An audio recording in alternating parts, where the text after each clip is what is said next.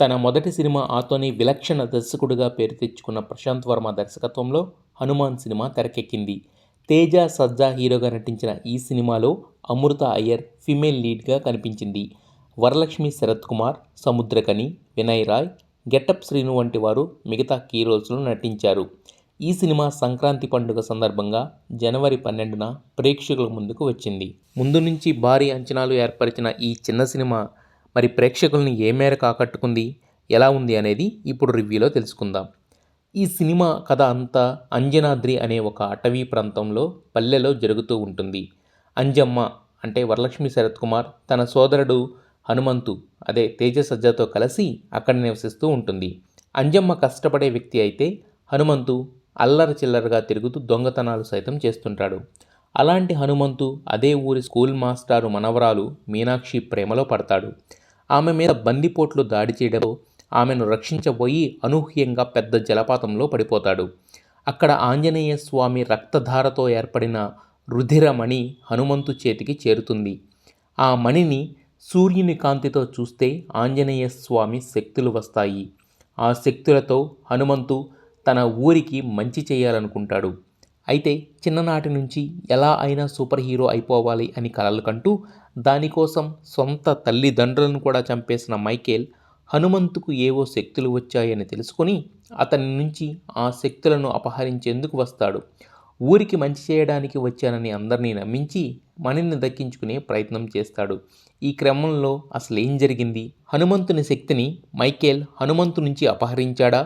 ఆ శక్తి కేవలం ఉదయం మాత్రమే ఎందుకు పనిచేస్తుంది? హనుమంతు, మీనాక్షి ఇద్దరూ ప్రేమలో పడ్డారా? అసలు అంజనాద్రికి వచ్చిన సమస్య ఏమిటి అనే వివరాలు తెలియాలంటే ఈ సినిమా చూడాల్సిందే. మనకి ఇప్పటి వరకు చాలామంది సూపర్ హీరోలు తెలుసు, కానీ మన ఇండియాలోనే ఉన్న సూపర్ హీరో మన హనుమంతుడే. ఆయనకు లేని శక్తులా?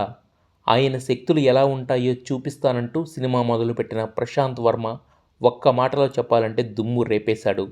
కథగా చూసుకుంటే ఇదేం కొత్త కథ కాదు, అద్భుతమైన కథ అని కూడా చెప్పలేం.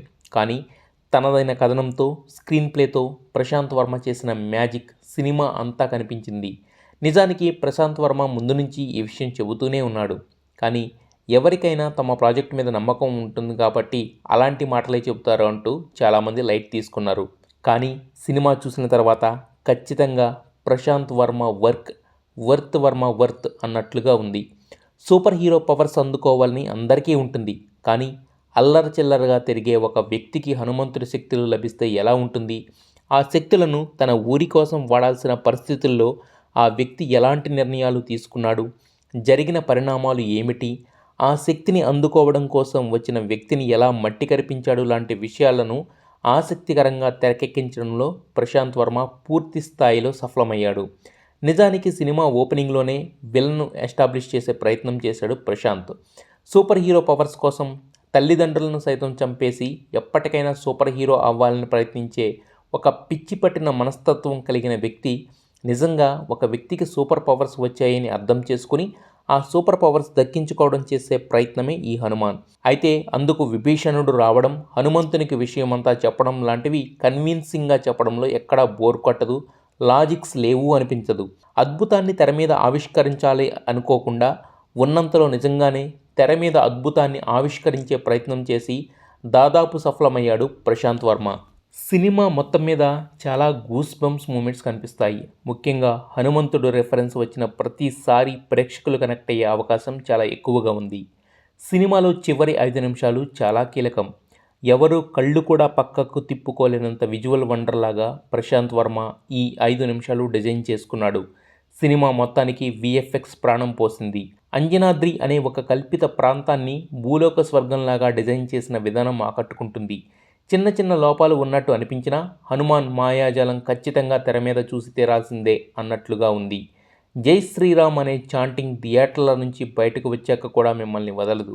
నార్త్ ఆడియన్స్కి ఈ సినిమా ఇంకా బాగా కనెక్ట్ అయ్యే అవకాశాలు ఎక్కువగా ఉన్నాయి. నటీనటుల విషయానికి వస్తే హనుమంతు అనే క్యారెక్టర్లో తేజ ఒదిగిపోయాడు. నిజానికి మనోడు చిన్నప్పటి నుంచి చాలా సినిమాలు చేశాడు, కానీ హీరోగా ఒక బరువైన పాత్ర ఎలా పోషిస్తాడా అనే అనుమానం అందరిలో ఉండి ఉండవచ్చు. కానీ తేజ సునాయాసంగా నటించేశాడు అనిపించింది. ముఖ్యంగా ఫైట్ సీక్వెన్సెస్లో రిస్కీ షాట్స్ కూడా చేస్తూ ఆకట్టుకున్నాడు. ఇక అమృత అయ్యర్ చిన్న పాత్ర అయినా కూడా ఉన్నంతలో బాగానే నటించింది. వరలక్ష్మి శరత్ కుమార్కి మరో పవర్ఫుల్ పాత్ర దక్కింది. ఆ రోల్లో ఆమె బాగా మెరిసింది. ఎలాంటి లాజిక్స్ లేకుండా సూపర్ హీరో పవర్ దక్కించుకోవాలనుకునే వ్యక్తిగా వినయ్ ఆకట్టుకున్నాడు. ఇక వెన్నెల కిషోర్, గెటప్ శ్రీను, రాకేష్ మాస్టర్ లాంటి వారందరూ కడుపుబ్బా నవ్వించే ప్రయత్నం చేశారు. ఇక టెక్నికల్ టీం విషయానికి వస్తే విఎఫ్ఎక్స్ షాట్స్ అద్భుతంగా ఉన్నాయి. బడ్జెట్ తక్కువే అయినా క్వాలిటీలో మాత్రం ఎలాంటి కాంప్రమైజ్ లేదు అన్నట్లుగా చాలా షాట్స్ అనిపించాయి. సినిమా సింహభాగం విఎఫ్ఎక్స్ మీదనే నడిచిపోయినట్టు అనిపించింది. ఇక కెమెరామెన్ పనితనం గురించి మెచ్చుకోకుండా ఉండలేం. అంజనాద్రి అందాలను, అటవీ ప్రాంతాల సోయగాలను, మైమరపించే జలపాతాలను భలే ఆకట్టుకునే విధంగా క్యాప్చర్ చేశాడు. ఒక కల్పిత ప్రాంతాన్ని సృష్టించడంలో ఆర్ట్ డైరెక్టర్ తన పని సమర్థవంతంగా నిర్వర్తించాడు. క్లైమాక్స్లో వచ్చే సాంగ్ అయితే ఖచ్చితంగా గూస్ బంప్స్ తెప్పిస్తుంది. మిగతా పాటలు కూడా ఆకట్టుకునేలా డిజైన్ చేసుకున్నారు కంపోజర్లు.